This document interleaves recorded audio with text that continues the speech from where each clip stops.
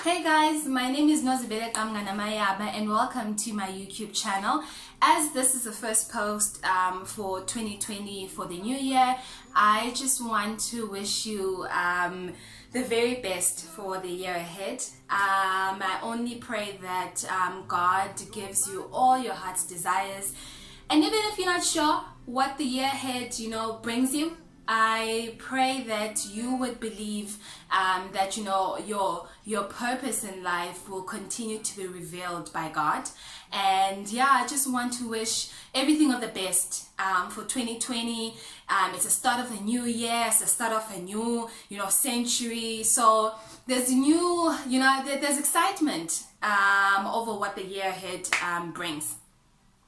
So today's topic is about family planning and HIV. The topic was inspired by a conversation that I had with my mom recently when we went to Port Elizabeth for the December holidays. Before I get into that, I just want to take it back to bring context to the whole topic and my story. So growing up, I have never been someone that was eager or saw themselves having children. I did see myself getting married, but I didn't see myself having children, and that was contributed by a number of factors. Number one, it was how I was introduced into womanhood when I first had my period. The conversation that I had with Ma was the fact that do not sleep with boys because you'll get pregnant, and that is a sin. So all my life I made sure that I do not get pregnant because I did not want to go to hell, and I did not want, branded as if I sinned.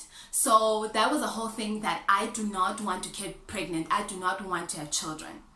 Now the interesting thing is, even when I did decide to have sex, and my concern was never about the fact that now I was having sex, because I think I knew Ma would never know that I was having sex.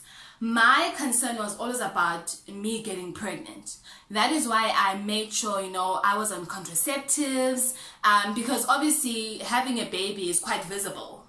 It's not, Umama would not miss the fact that I was pregnant, or will not miss the fact that there was a baby on the way. So that was the whole thing. And then the second influence was the fact that I grew up in a large family. Umama only had my brother and I, but when we were growing up, she took in her distant cousin's daughter to come live with us.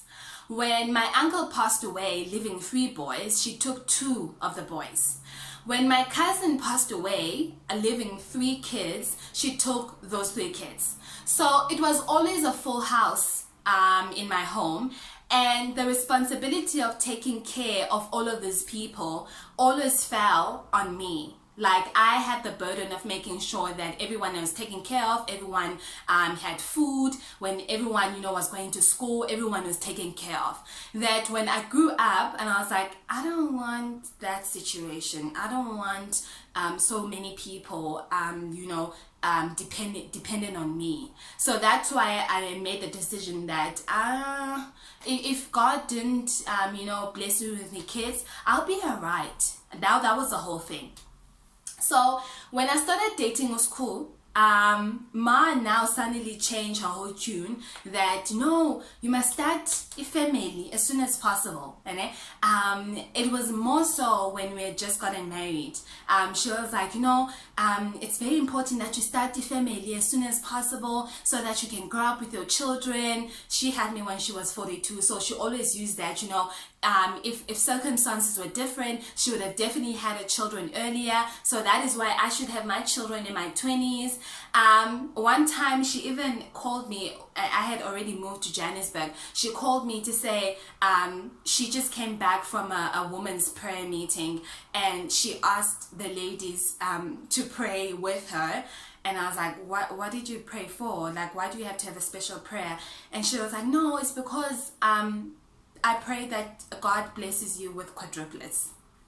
I was like, do you hate me that much that you feel like when I first have children, when I decide to have children, that I must be blessed with quadruplets. 4 kids all in once. No, Nancy, it is a blessing, and for the fact that you're gonna give birth once, and that will be it.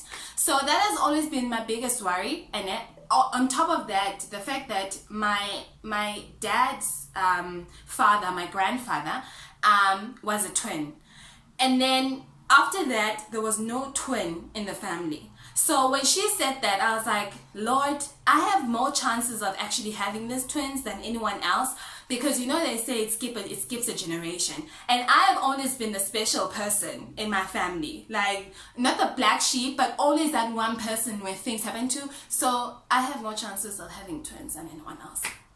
But anyway, so conversations now started to change when I disclosed my HIV status to her, and I noticed that there was no now conversation about having children or all of those things. I even joked around when we were home now. I was like, my brother has a daughter who's 2 years old, and she, during the week, because my brother and his wife work, she stays with my mom. So she was there, we were playing around, we were bonding, and then I kind of joked and said, how it will be fun if I had children, and then Amy can have a playmate. She kept quiet, which was a first. And then I said to her, and she was complaining about how sometimes Amy was a handful, and I was like, well, what if you're complaining now that Amy is a handful, if now I had to bring quadruplets that you prayed for me, like how would that look like? She kept quiet. She was not encouraging or anything like that. So it only dawned on me when I'd actually come back to Johannesburg that no, Umama is, because I know her, and I know the journey that I've been with her over the last couple of months, the back and forth, the ways, how she feels about my status and all, that she probably thinks that I will not be able to have children anymore, or the fact that if I had to have children, my children will be born also HIV positive, which is a reality. I find it hard sometimes when people think all of this information is obvious, because even for me, before I was diagnosed HIV positive, I didn't readily know all of this information, about the treatment, how often do you take it, how do you engage in sexual activities, furthermore, the fact that now, how am I going to have children if I'm going to have children? So that is a whole topic about people who are not aware, or even people that are aware that HIV positive people can have children, but what is really the process in terms of that. So this is now my own research, and from my own experience, talking to my doctor, I thought I should share this with you as well. If you are HIV positive and you want to have children, there are many options that are available to you. There are circumstances where the partner is HIV, in my case, for example, where one partner is HIV positive and the other partner is HIV negative. When they decide to have children, the first thing that should happen is the HIV negative partner should be on PrEP. PrEP is pre-exposure prophylaxis. So basically, this is a drug that is taken similar to ARVs. It's taken every day by this person that is at high risk of being infected with the HIV. And they take it to prevent and to protect themselves from getting infected. PrEP, unfortunately, is not readily available to everyone. It's only available through a prescription at pharmacies and so forth. So that is the first step. And also, the person needs to determine that obviously PrEP is working, because you can't just assume by taking a PrEP all is well. That's why it's very important for you to consult your doctor. And then the HIV positive person now should be on the ARV treatment, and their viral load or the virus in the system should be undetectable. Undetectable does not mean that the virus has been cured. It just means that the person is at a stage where they are unable to infect another person. And that's all it means. It doesn't mean you're cured. I just want to repeat this once again. It means that you're at a stage where your virus you won't be able to transmit it or infect another person. Only once that has happened, PrEP and ARVs, then now people can explore different ways of getting pregnant. The first step is, one option is the fact that you can have sex without a condom. So obviously when you are now HIV positive, you are encouraged to make sure that you use a condom all the time. The purpose for that is you do not infect obviously another person.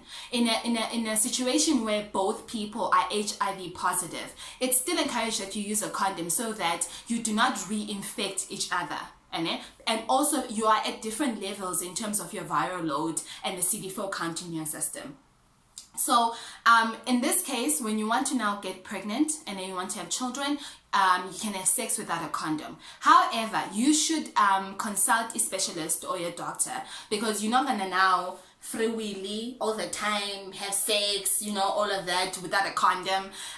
It should be at a point where the woman is at we are ovulator. They're ovulating. Ovulating is at a point where now there's an egg and they're able to know to get pregnant. So it should be at a period, and every woman should know their highest, ovulation period. So that's when you encourage, because your chances of getting pregnant during that period are very high. So that's one option, having sex without a condom during ovulation time. And then obviously once fertilization has happened, you go back now to using a condom every time you have sex. The second one is called the home fertilization. What happened in this case is that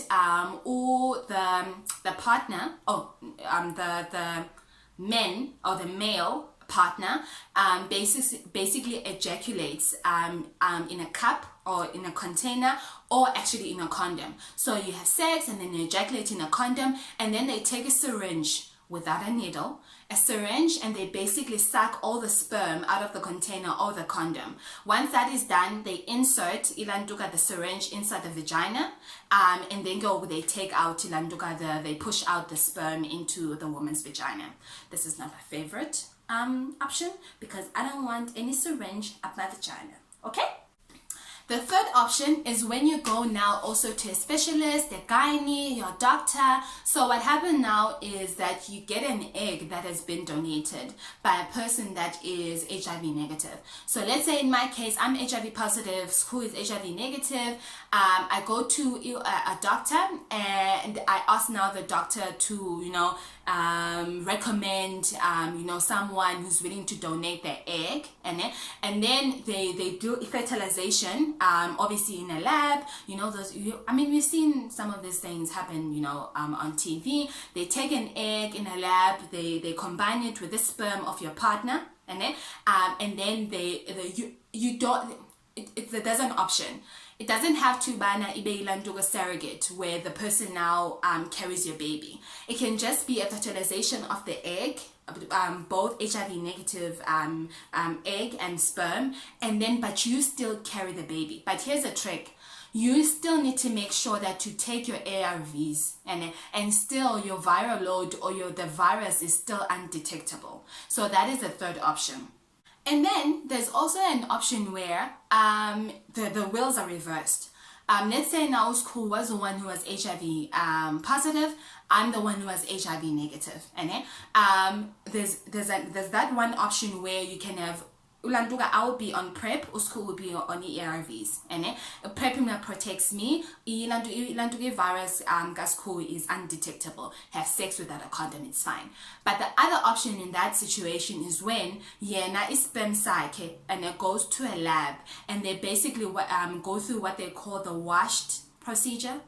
So what they do is they basically wash out all the sperm or all the fluid that contains the HIV virus. After they've done that and they've tested that now the sperm that is left behind does not have the HIV virus, then they either do the syringe, I don't know why I made that sign, the syringe option where they take the sperm, literally do fertilization by inserting the sperm inside the vagina, or they do ilantuka, they take my eggs, put them together in a lab, and obviously now do the fertilization by inserting that inside my vagina. So guys, there's many options in it, and I hope this has been really helpful.